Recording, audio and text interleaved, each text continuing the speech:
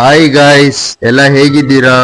ನೀವು ನೋಡ್ತಾ ಇದ್ದೀರಾ ಹ್ಯಾಟ್ರಿಕ್ ಕ್ರಿಯೇಷನ್ಸ್ ಯೂಟ್ಯೂಬ್ ಚಾನಲ್. ನಾನು ನಿಮ್ಮ ಪ್ರೀತಿಯ ಸಾತ್ವಿಕ್. ಇಂದಿನ ವಿಡಿಯೋದಲ್ಲಿ ನಾನು ನಿಮಗೆ ಕೆಂಪು ಅಡಿಕೆ ಮಾಡುವುದು ಹೇಗೆ ಎಂಬುದರ ಬಗ್ಗೆ ಸಂಪೂರ್ಣ ಮಾಹಿತಿಯನ್ನು ತಿಳಿಸುತ್ತೇನೆ. ಅದಕ್ಕಿಂತ ಮುಂಚೆ ಇನ್ನು ಯಾರಾದರೂ ನನ್ನ ಚಾನೆಲ್ನ ಸಬ್ಸ್ಕ್ರೈಬ್ ಮಾಡಿಲ್ಲ ಅಂದ್ರೆ ಈ ಕೂಡಲೇ ಲೈಕ್ ಮಾಡಿ, ಸಬ್ಸ್ಕ್ರೈಬ್ ಮಾಡಿ ಹಾಗೂ ಪಕ್ಕದಲ್ಲಿರುವಂತಹ ಬೆಲ್ ಐಕಾನ್ ನ ಕ್ಲಿಕ್ ಮಾಡಿ. Let's come to the video. ಹಸಿರು ಅಡಿಕೆಯನ್ನು ಹೇಗೆ ಸುಲಿಯುವುದು ಎಂಬುದರ ಬಗ್ಗೆ ನಿಮಗೆ ನಾನು ಹಿಂದಿನ ವಿಡಿಯೋದಲ್ಲಿ ತಿಳಿಸಿಕೊಟ್ಟಿದ್ದೆ. ಈಗ ಅದರ ಮುಂದಿನ ಭಾಗವನ್ನು ಈ ವಿಡಿಯೋದಲ್ಲಿ ತೋರಿಸುತ್ತೇನೆ. ಮೊದಲು ಈ ರೀತಿ ನೀರು ತುಂಬಿದ ದಳ್ಳೆಯಲ್ಲಿ ಸುಲಿದ ಸುಲಿಬೇಳೆ ಅಡಿಕೆಯನ್ನು ಹಾಕಬೇಕು. ನಂತರ ಕೊಪ್ಪರಿಗೆಗೆ ಕೆಳಗೆ ಬೆಂಕಿಯನ್ನು ಹಚ್ಚಿ ಅದನ್ನು ಚೆನ್ನಾಗಿ ಕುದಿಸಬೇಕು. ನೋಡಿ ಗೈಸ್, ಇದನ್ನು ಕೊಪ್ಪರಿಗೆ ಎನ್ನುತ್ತಾರೆ. ಇದರಲ್ಲಿ ಬೆಂಕಿಯನ್ನು ಮಾಡಬೇಕು. ಇದರಲ್ಲಿ ಬೆಂಕಿಯು ಎಷ್ಟು ಉರಿಯುತ್ತೋ ಅಷ್ಟು ಚೆನ್ನಾಗಿ ಅಡಿಕೆಯು ಕುದಿಯುತ್ತದೆ. ಇದನ್ನು ಚೆನ್ನಾಗಿ ಉರಿಯಲು ಬಿಡಬೇಕು. ಕೊಪ್ಪರಿಗೆ ಎಂದರೆ ಇದು ಅಡಿಕೆ ಬೇಯಿಸಲು ಇರುವ ಮುಖ್ಯ ಸಾಧನ. ಅಡಿಕೆ ಬೇಯಿಸಲು ಇರುವ ಇನ್ನೊಂದು ಸಾಧನವೆಂದರೆ ಅದು ದಳ್ಳೆ. ದಳ್ಳೆ ಎಂದರೆ ಇದು ತಾಮ್ರದಿಂದ ಮಾಡಿದ ಸಾಧನವಾಗಿದೆ. ಇಂತಹ ಎರಡು ದಳ್ಳೆಗಳ ಅವಶ್ಯಕತೆ ನಮಗೆ ಅಡಿಕೆ ಬೇಯಿಸಲು ಇರುತ್ತದೆ. ಒಂದು ದಳ್ಳೆಯಲ್ಲಿ ನೀರು ತುಂಬಿ ಇನ್ನೊಂದು ದಳ್ಳೆಯಲ್ಲಿ ಅಡಿಕೆಯನ್ನು ಹಾಕಲಾಗುತ್ತದೆ. ಒಂದು ದಳ್ಳೆಯು 150 kg ತೂಕವಿರುತ್ತದೆ. ನಂತರ ಅದಕ್ಕೆ ಆ ದಳ್ಳೆಗೆ ಚೈನ್ ಬ್ಲಾಕ್ ಅನ್ನು ಸಹ ಅಳವಡಿಸಿರುತ್ತಾರೆ. ಚೈನ್ ಬ್ಲಾಕ್ ನ ಕೆಲಸ ಏನೆಂದರೆ ಅಡಿಕೆಯು ಸಂಪೂರ್ಣವಾಗಿ ಬೆಂದ ನಂತರ ಅದನ್ನು ಮೇಲಕ್ಕೆ ಎತ್ತಲು ಇದು ಸಹಾಯ ಮಾಡುತ್ತದೆ. ಇದರ ಮೂಲಕವೇ ದಳ್ಳೆಯನ್ನು ಮೇಲಕ್ಕೆ ಎತ್ತುತ್ತಾರೆ. ಇದನ್ನು ದಳ್ಳೆಗೆ ಅಟ್ಯಾಚ್ ಮಾಡಿರುತ್ತಾರೆ. ಈ ರೀತಿ ಅದನ್ನು ಎಳೆಯುವುದು ಈ ರೀತಿ ನೋಡಿ ಗೈಸ್.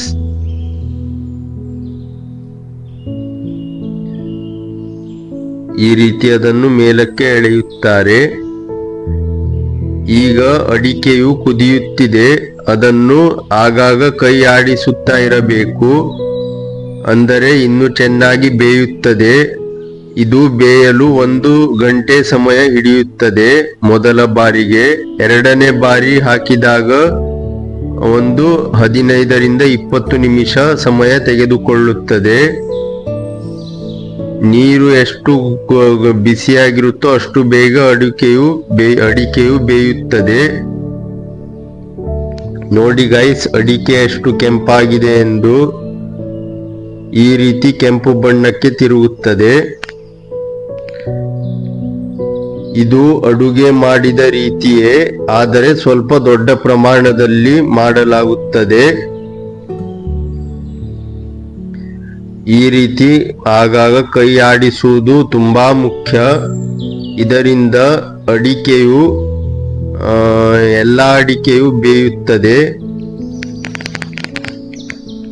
ಅಡಿಕೆ ಬೆಂದಿದೆಯೋ ಇಲ್ಲವೋ ಎಂದು ಹೇಗೆ ನೋಡುವುದು ಎಂದರೆ, ಒಂದು ಅಡಿಕೆಯನ್ನು ನೋಡಿ ಅದರ ಹಿಂಭಾಗದಲ್ಲಿ ಇರುವ ಬೀಜವು ಒಡೆದಿರುತ್ತದೆ.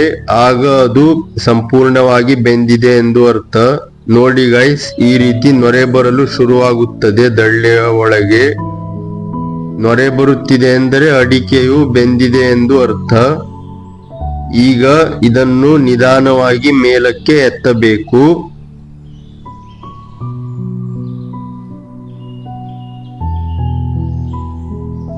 ಈಗ ಮೇಲೆ ಎತ್ತುವ ಸಮಯ.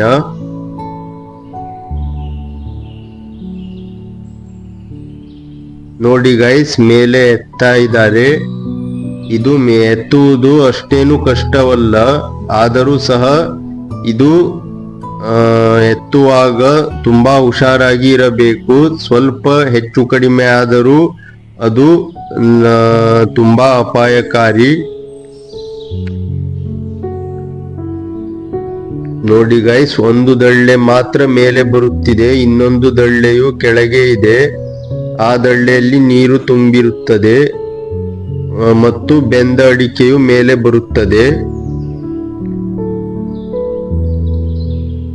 ಇದನ್ನು ಈ ರೀತಿ ಚೈನ್ ಬ್ಲಾಕ್ ನ ಸಹಾಯದಿಂದ ಮೇಲೆ ತಂದಿದ್ದಾರೆ. ಈಗ ಅದಕ್ಕೆ ಒಂದು ಬಾಗಿಲು ಇರುತ್ತದೆ ದಳ್ಳೆಗೆ. ಆ ಬಾಗಿಲನ್ನು ತೆರೆಯುತ್ತಾರೆ. ತೆರೆದಾಗ ಒಳಗೆ ಬೆಂದಿರುವ ಅಡಿಕೆಗಳು ಹೊರಗೆ ಬೀಳುತ್ತವೆ. ನೋಡಿ ಗೈಸ್, ಈ ರೀತಿ ಬೆಂದ ಅಡಿಕೆಗಳನ್ನು ಹೊರಗೆ ತೆಗೆಯಲಾಗುತ್ತದೆ.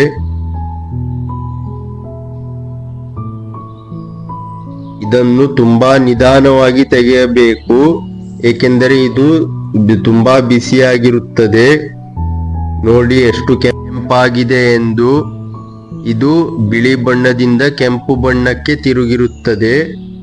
ಇದನ್ನು ಈ ರೀತಿ ಬುಟ್ಟಿಯಲ್ಲಿ ತುಂಬಬೇಕು. ಇದು ಪೂರ್ತಿ ತುಂಬಿಯಾದ ನಂತರ ಮತ್ತೆ ಕೆಳಗೆ ಇಳಿಸಿ ಅದಕ್ಕೆ ಇನ್ನೂ ಉಳಿದ ಅಡಿಕೆಗಳನ್ನು ಬೇಯಿಸಲು ಹಾಕಬೇಕು. ಈ ರೀತಿ ಅಡಿಕೆಯನ್ನು ಬೇಯಿಸಲಾಗುತ್ತದೆ. ನೋಡಿ ಗೈಸ್, ಈ ರೀತಿ ಅಡಿಕೆಯನ್ನು ಬೇಯಿಸಿ ಹೊರಗೆ ತೆಗೆಯುತ್ತಾರೆ.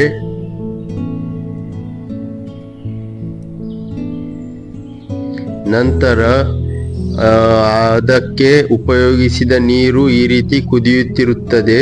ಅದು ಕ್ರಮೇಣ ಟೊಗರು ಆಗಿ ಬದಲಾಗುತ್ತದೆ.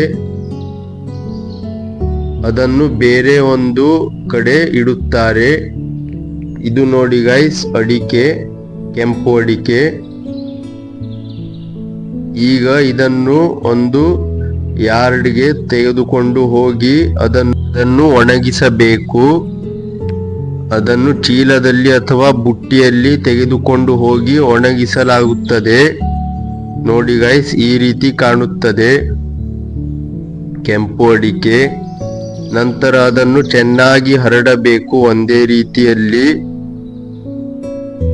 ನೋಡಿ ಗೈಸ್, ಹೇಗೆ ಎಷ್ಟು ಚೆನ್ನಾಗಿ ಹರಡಿದ್ದಾರೆ ಎಂದು.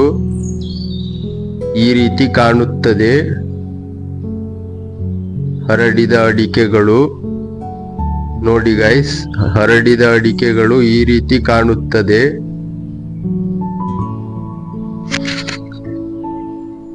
ಇದನ್ನು ಈ ರೀತಿ ಹರಡಬೇಕು.